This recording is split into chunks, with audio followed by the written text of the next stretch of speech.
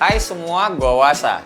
Vivo V27 5G. Jujur ya, ini pas awal dikirimin handphone ini sama Vivo, ekspektasi gua nggak banyak selain penasaran pengen cobain chipsetnya yang paling terbaru dari MediaTek aja, Dimensity 7200. Chipset yang emang kalau gue baca-baca itu ditujukannya buat gaming dan juga kamera. Arsitekturnya juga 4 nanometer yang bikin irit daya. Udah sekepo itu doang gue. Tapi ternyata pas handphonenya datang, nah ini juga gue awal-awal masih biasa aja. Soalnya boxnya tuh kotak Vivo standar lah. Nggak gede, nggak eksklusif, beda gitu kayak X80 series yang ini. Pas dibuka dan ngeliat handphonenya, gue pegang handphonenya, Masya Allah. Ini mah beneran dah mewah dan solid banget. Apalagi layarnya tuh ngelengkung. Sumpah demi apapun, gue tuh nggak ada bayangan dan belum sempet googling sama sekali soal bentukannya si Vivo V27 5G ini.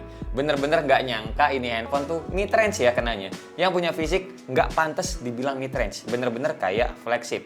Terus di dalam dusnya juga kita tuh dikasih kelengkapan yang lumayan komplit. Kayak dapat anti gores yang udah kepasang, sama casingnya juga ada. Terus dapat kepala charger 80 watt. Cuma ya handphone ini cuma support sampai 66 watt aja. Dan termasuk kencang juga. Ntar gue tunjukin data-datanya. Enak lah, pokoknya ini handphone kan harganya 5 juta 999 ribu atau 5 juta 999 lagi. Tapi biasanya kalau ngelihat di e-commerce, pada banyak yang ngejual di bawah harga SRP-nya. Jadi ya udahlah bener handphone ini 5 jutaan. Nah, ngomongin desain handphone 5 jutaan kayak gini yang punya chipset terbaru dibalut sama desain yang slim, Vivo menyebutnya 120Hz curved screen. Dan ini merupakan desain yang paling tipis dalam sejarah handphone Vivo. Dan nggak salah sih, sepegangannya gue selama ini handphone yang layarnya ngelengkung, kayaknya emang cuma ini sih yang paling tipis. Nggak bohong juga. Jadi teman-teman nanti kalau misalkan ada unit displaynya, teman-teman bisa cek pegang-pegang sendiri buat ngebuktiin apa kata gua ini bener tipis atau tidak ya. Hal ini juga berlaku karena ukuran baterainya nggak begitu besar, 4600 mAh. Kalau ngomongin panel layarnya pakai AMOLED 6,78 inch Full HD+. Kamera depannya juga model punch hole dan fingerprintnya di dalam layar. Interface bodinya, di sebelah atas ada mic dan tulisan profesional portrait. Di sebelah kiri nggak ada apa-apa. Di sebelah kanan ada tombol volume sama power, dan di bawah ada slot SIM card yang cuma bisa nampung 2 nano SIM card aja, mic lagi, port Type-C dan speaker yang masih mono. Nah ini salah satu pembeda dan penanda ya, kalau handphone ini tuh emang masih di ranah mid-range. Soalnya kalau flagship pasti dikasihnya stereo speaker. Nah tapi buat posisinya menurut gua nggak ganggu kalau kita megangnya tuh default gitu ya buat main game atau nonton kayak biasa begini. Pindah ke bagian back covernya, warna yang gue pegang ini dinamainya Noble Black dan ada juga warna terangnya yaitu Flowing Gold. Finishingnya matte dan Vivo nyebutnya tuh fluoride AG glass, kayak ada siralik-siraliknya begini sih. Licin sih sebenarnya tapi lebih nggak gampang kotor dan nggak ninggalin bekas sidik jari. Terus lihat nih di bagian kamera belakangnya tuh ada jejer 3 dan lampu LED-nya yang melingkar ini yang disebut sama Vivo adalah Aura Light Portrait System. Jadi kayak ala-ala lampu O-ring mini gitu ya. Nah disebut Aura Light Portrait System juga karena gabungan antara Aura Light ini, Portrait Mode, dan lensanya ini pakai sensor Sony IMX766V. Jadi konfigurasi kameranya begini, yang depan itu 50 megapiksel HD autofocus, yang bagian belakangnya kamera utama 50 megapiksel OIS Ultra Sensing kamera, ada 8 megapiksel super wide angle kamera dan 2 megapiksel super makro kamera. Mode-modenya ada banyak banget dan termasuk fun nih bisa gue bilang.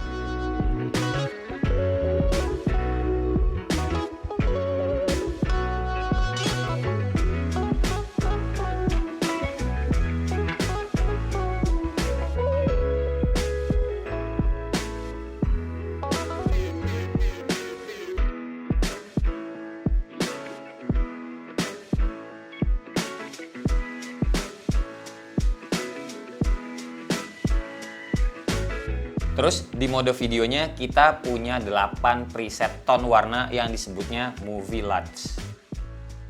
Terus ada juga Micro Movie. Ini tuh kayak semacam efek-efek sama preset yang ngebantu kita buat ngebikin video-video pendek. Misalkan kayak daily vlog dan yang lain-lainnya.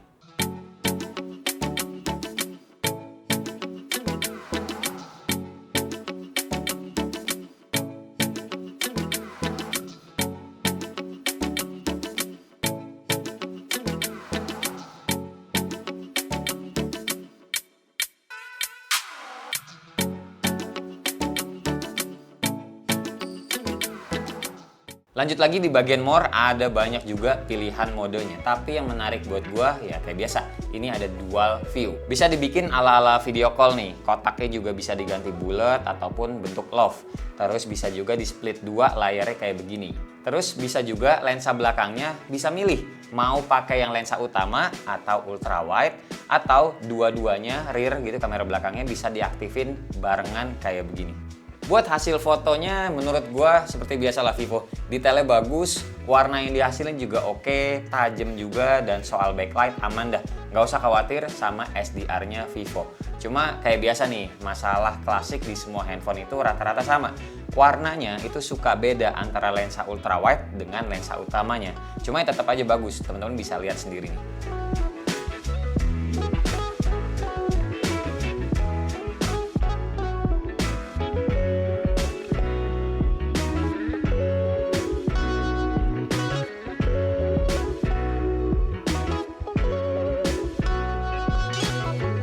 Nah, untuk perekaman videonya, kamera depan sama kamera belakang ini sama-sama mentok di 4K 30 fps. Nice banget, resolusinya bisa sama nih ya depan belakang. Suatu hal yang termasuk jarang.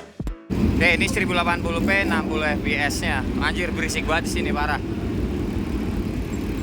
Ini sebagian besar udah pada mau riding. Jadi siap-siapnya seperti ini emang. Langsung aja tonton ya.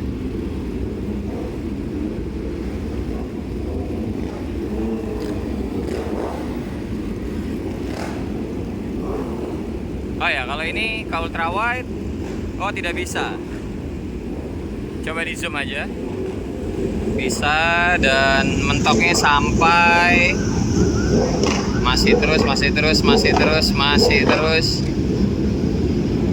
Oke, zoomnya sampai 10. Anjir.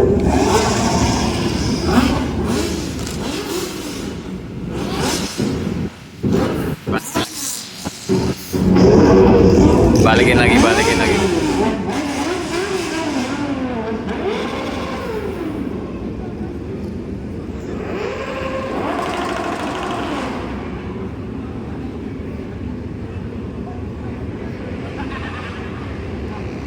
Kalau saya standar nggak bisa kayak gitu. Nggak, intinya Suara aja. standar nggak standar, norak sih.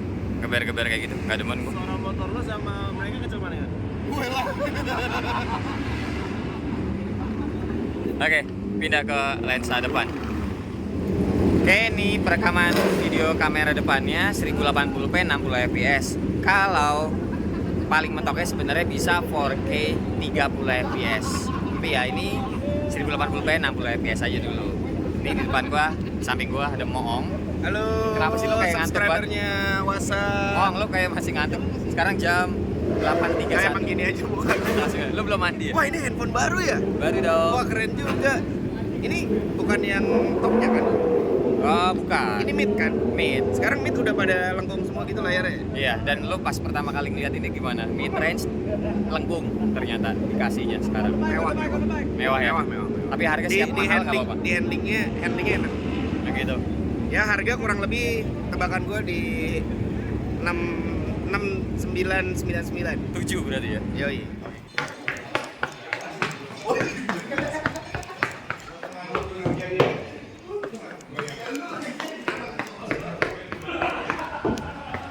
Oke, ini nyobain video 4K-nya 30 fps. Lihat deh autofocusnya. Tuh. Bagus ya? Autofocusnya berasa kan? Kelihatan. Jarang-jarang loh lensa kamera depan itu bisa autofocus. Cakep Vivo. Nah, semua ini juga pastinya berkat chipsetnya yang emang mendukung. Lanjut ke performanya aja sekalian. Gua ngetes Antutu si MediaTek 7200 ini dapat skornya tinggi, 634 ribuan. Terus single sama multicore-nya segini ya pas gua ngetes Geekbench 6. Langsung aja gua tes real life main gamenya. Yang pertama ini gua main real drum, sebenarnya agak delay, cuma tetap aja bisa dimainin, nggak delay parah banget.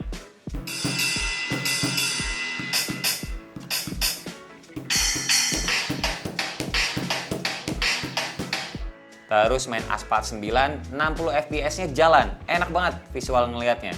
Serta Genshin Impact ini yang gue bingung sebenarnya kenapa defaultnya masih di low. Nah terus pas main Genshin Impact agak lamaan hampir sejam gitu ya. Panasnya itu paling berasa di sekitaran kamera dan juga di frame sekitarnya. Biasanya ya gue ngakalinnya ya langsung aja pakein casing bawaan. Nah terus pas kelar main game gue diemin dulu lah ya standar. Dan ini tuh ademnya gue bilang bisa termasuk cepet sih.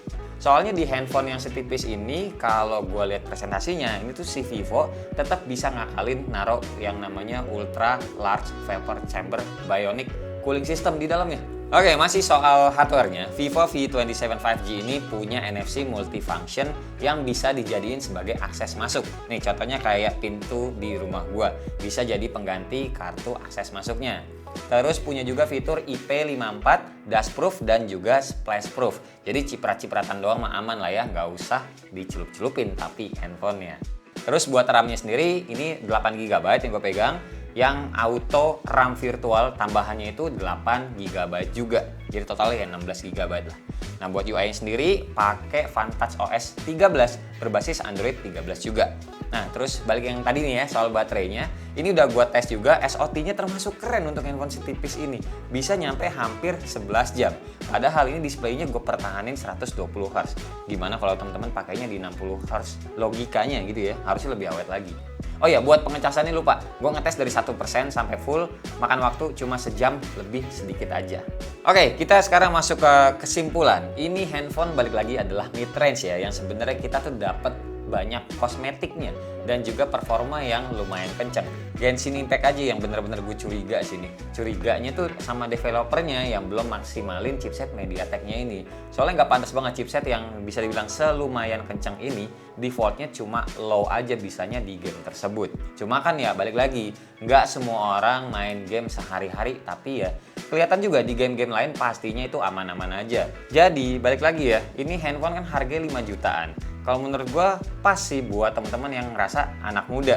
Tongkrongannya asik dan bisa disangka handphone flagship soalnya. Beneran deh, mewah banget bentukannya dengan layar yang melengkung seperti ini sama tipis begini guys. Ya wes lah, pokoknya info lebih lanjut sama link pembeliannya gue taruh aja di deskripsi di bawah kayak biasa. Jadi biar teman-teman tinggal langsung klik aja dan lihat sendiri promo-promonya kayak gimana. Oke, terima kasih banget buat teman-teman yang udah nonton dari awal sampai akhir dan sampai ketemu di video selanjutnya. Bye-bye. Cheers.